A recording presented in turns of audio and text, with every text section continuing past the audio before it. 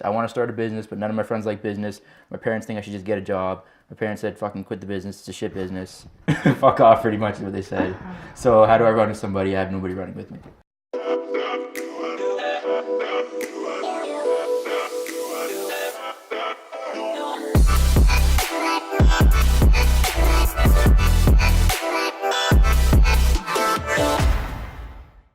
Hey everybody, welcome to Real Talk, episode 11. I'm here with Tavares. First time we're having a return guest, funny guy. Today we are taking on a different topic. Topic is how to start from zero.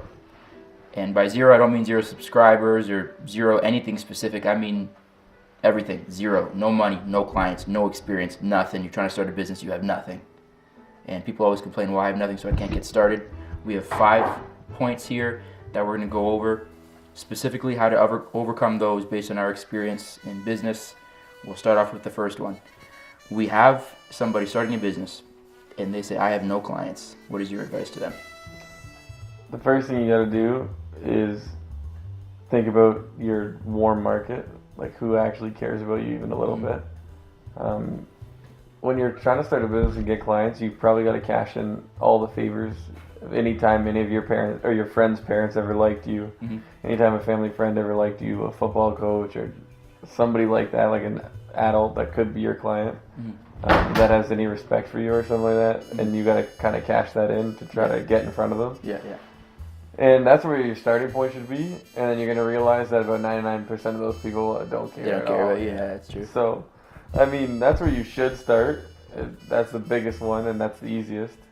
But that also crushes you a little bit because you realize that all those people you thought, like, hey, if I ever do something, they're definitely going to care. But they won't. Yeah, they don't care. So, yeah, those, like, that warm market, those people that have seen you grow up your whole life and should actually care about you a little bit, you should try to get in front of them first. Okay, so now we're 6 months in. We tried all that. 2 of them said yes. 500 said no. Now what? Now what? Well, at least you started. I mean, yeah, that's you better started, than most. Yeah. You got 2 out of 500, so it's perfect.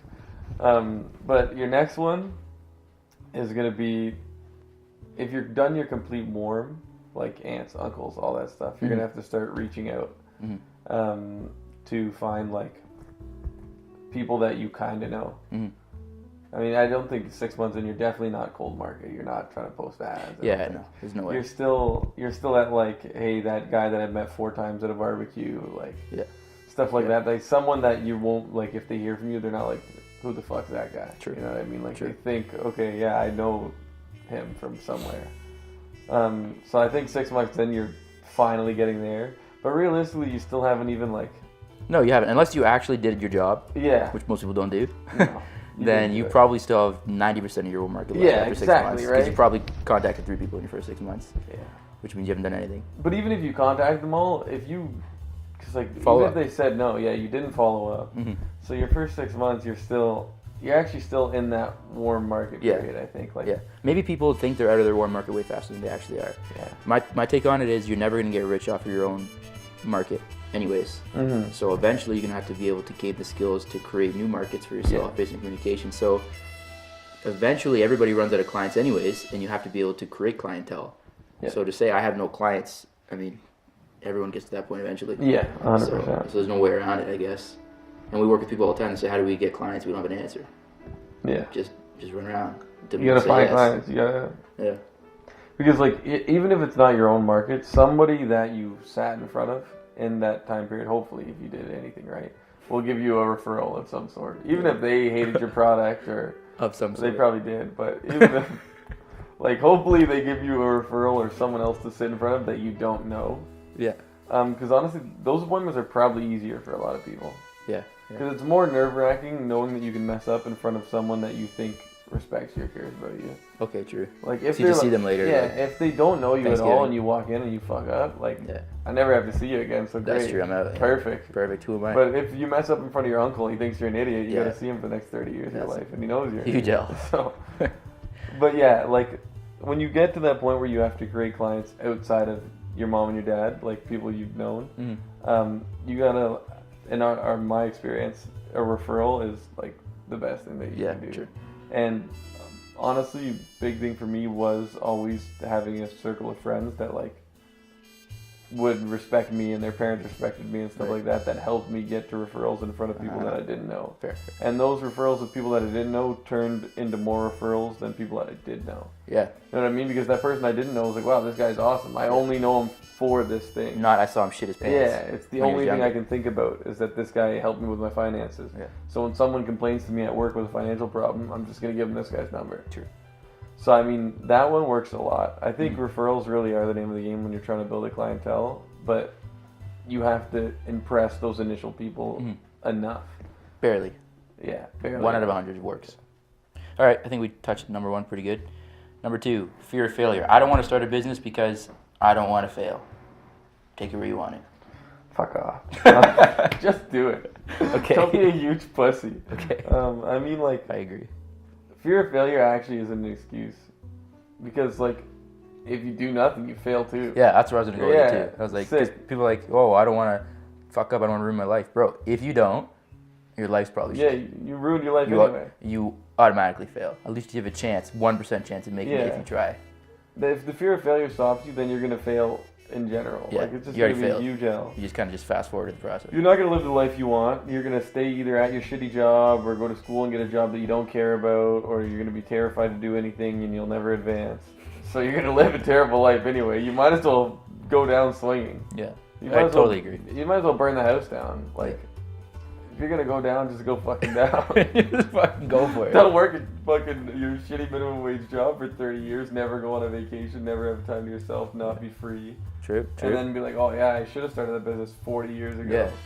And then you watch Gary Vee videos and he tells you to start at 59. You still didn't start it. So fuck it.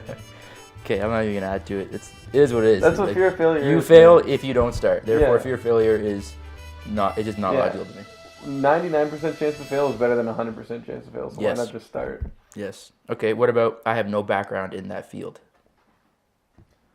Okay, well, hopefully if you're starting a business, it's a field that you're at least interested enough in to learn about it. Okay. So maybe you have no background when you think, hey, I want to start a production company or something like that. Mm-hmm. But if you're interested enough in that field, maybe you'll start researching. I'm like now with YouTube and.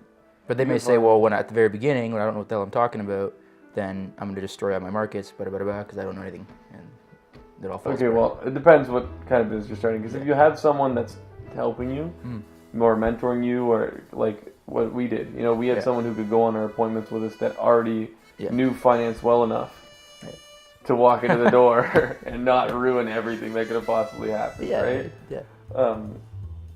Yeah. So obviously, if you can find something like that, it's a huge advantage. We have Kari that if we have any questions or anything that goes wrong, we can just fucking ask.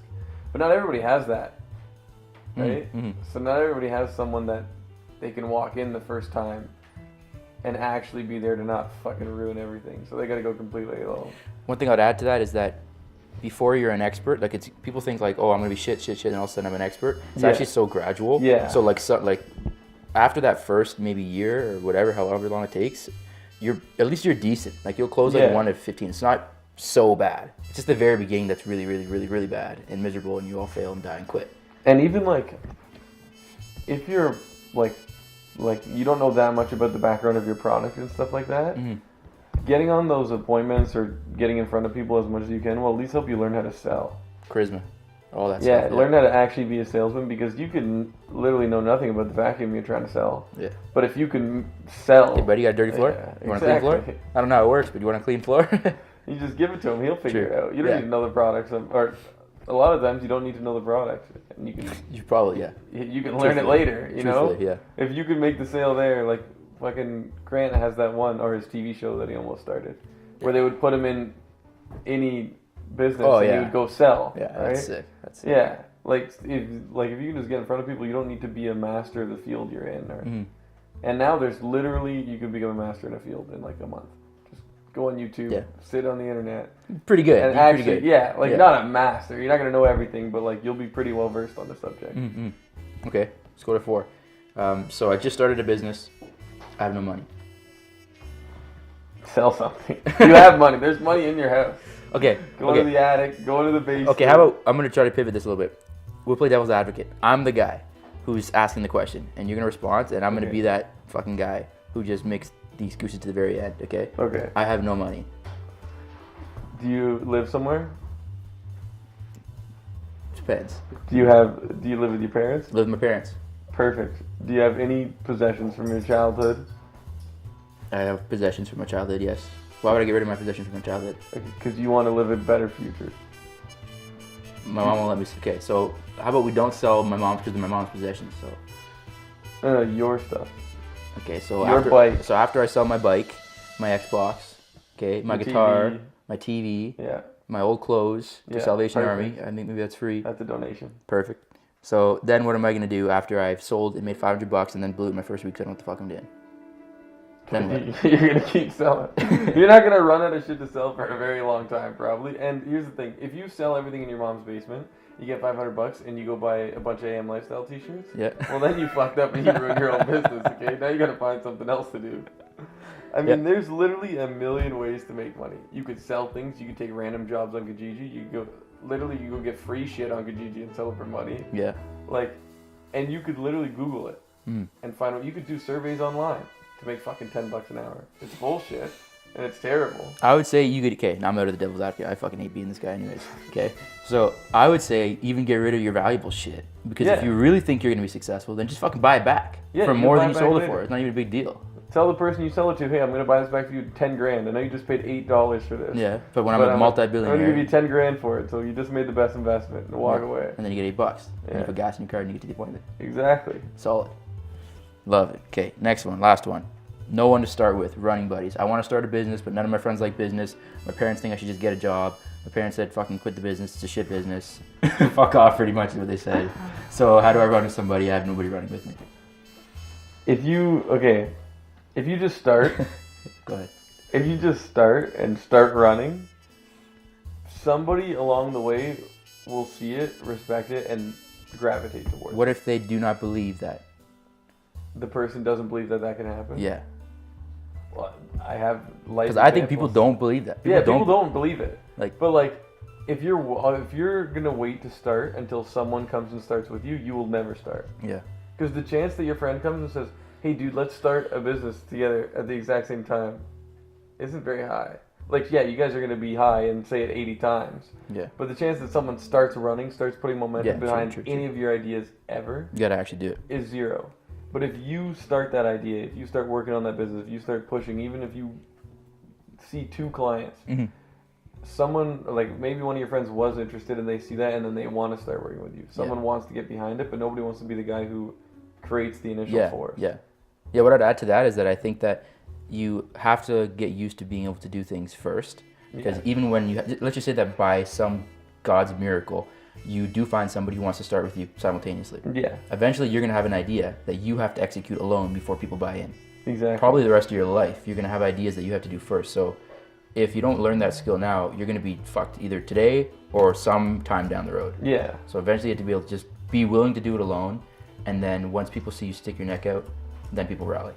yeah, exactly. That's the way I see it. You got to be able to just fucking do it. Because if you wait for someone else the whole time, you'll actually never get anything done. Done.